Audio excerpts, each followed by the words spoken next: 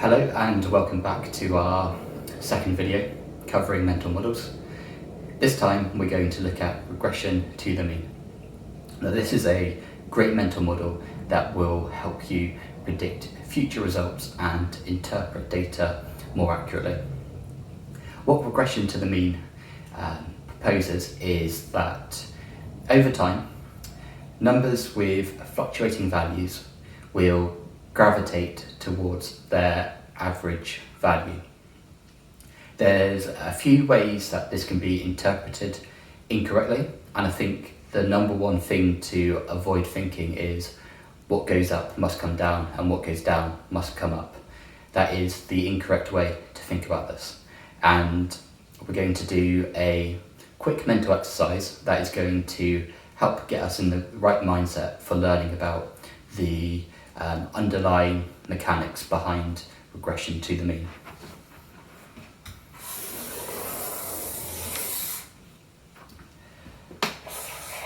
So this is our archery target, and we are going to take our first shot at trying to hit the bullseye.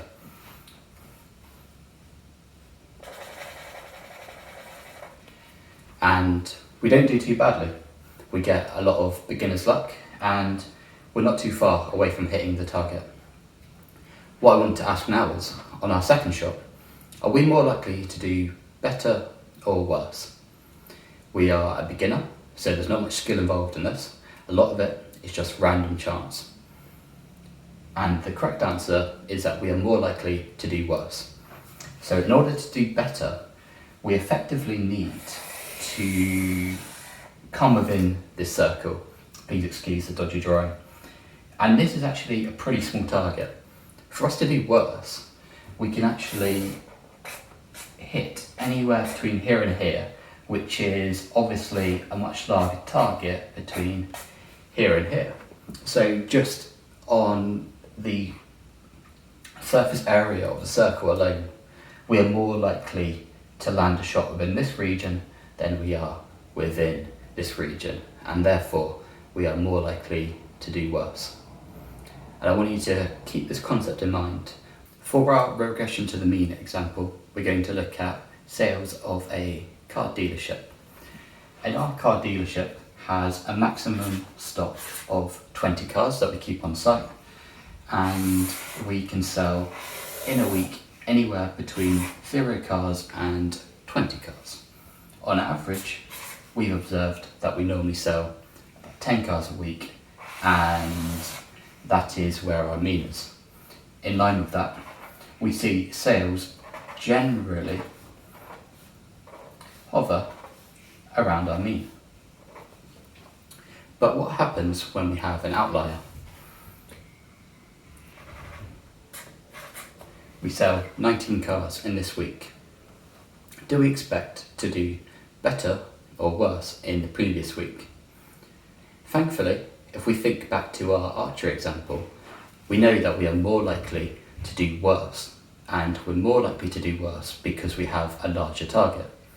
So in order for us to prevent a regression to the mean, we need to sell either 20 cars, 19 cars, 1 car, or 0 car. A sales number that isn't any of those will be closer to the mean. So we have 4 options out of 20 that are going to prevent a regression to the mean. And in contrast, if we sell anywhere between 18 cars and 2 cars, we're actually going to get closer to the mean. So there's actually 16 outcomes out of 20. If we want to go down the rabbit hole of considering probabilities, we're more likely to be getting sales within this region anyway, but even when we treat each of these numbers as having equal possibility, as if it was rolling a dice, then still we're just more likely to get closer to the mean. So there's a greater range of outcomes. 16 out of 20 will bring us closer to the mean, and then in order for us to do simply worse, we need to sell fewer than 19 cars. So there's only actually 2 options out of 20 that would give us a better week. We'll carry on with our sales data. and 1 week we sell exactly 10 cars. In contrast to the previous question, this is much harder to predict because we have 10 options that would give us better sales and 10 options that will give us worse sales. And I think the main application of this is being able to understand the likelihood of future events depending on past events.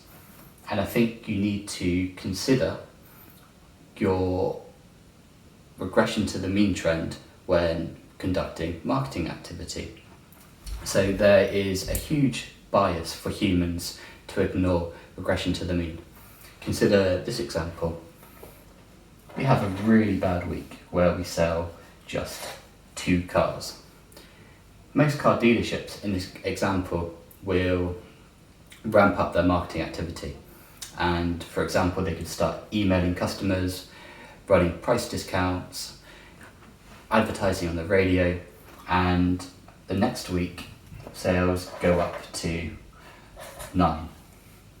That is a good improvement. However, just based on regression to the mean, we would be seeing an uplift anyway.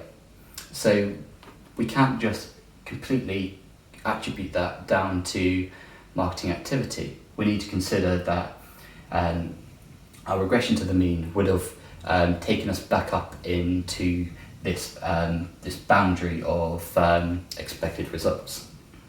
So I think when you're looking at data, you really need to treat the regression to the mean as an elastic band.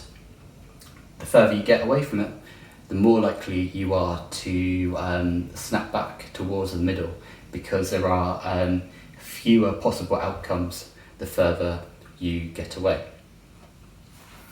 So this is a great concept to understand, and I just want to flag up 2 potential areas where you can go wrong. So we're going to stay with the same example. We're just going to have a new chart.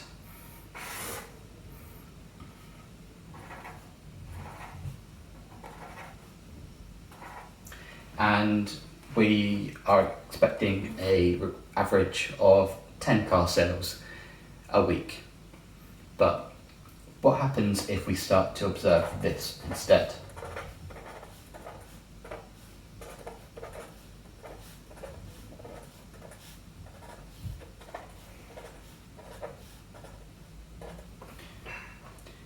Why aren't our numbers regressing back towards the mean? And there are 2 reasons why this normally happens. Reason 1, the initial mean was established with too little data. We took a small sample size and we were too early to establish a mean around 10. We should have waited longer, where we had more of this data and assumed our mean was lower. You never truly know where the mean is. You're continually revising the mean based on what results you see. The second reason is unforeseen events. So that could have been the time when COVID-19 started and people stopped buying as much cars before. In that case, we need to disregard our previous data and start over again with a brand new mean entirely. And that mean reflects the conditions, the market conditions and people's likelihood to purchase cars in a post-COVID-19 world. And that covers everything you should want to know at a high level on regression to the mean. Obviously you can become a statistician, but if you just want to make better decisions with not going down a rabbit hole of becoming a statistician, this gives you a really great insight in how regression to the mean influences your data. If you do have any other questions, just drop them down in the comments and I'll respond to you, and make sure to subscribe to see future videos. Thank you for watching.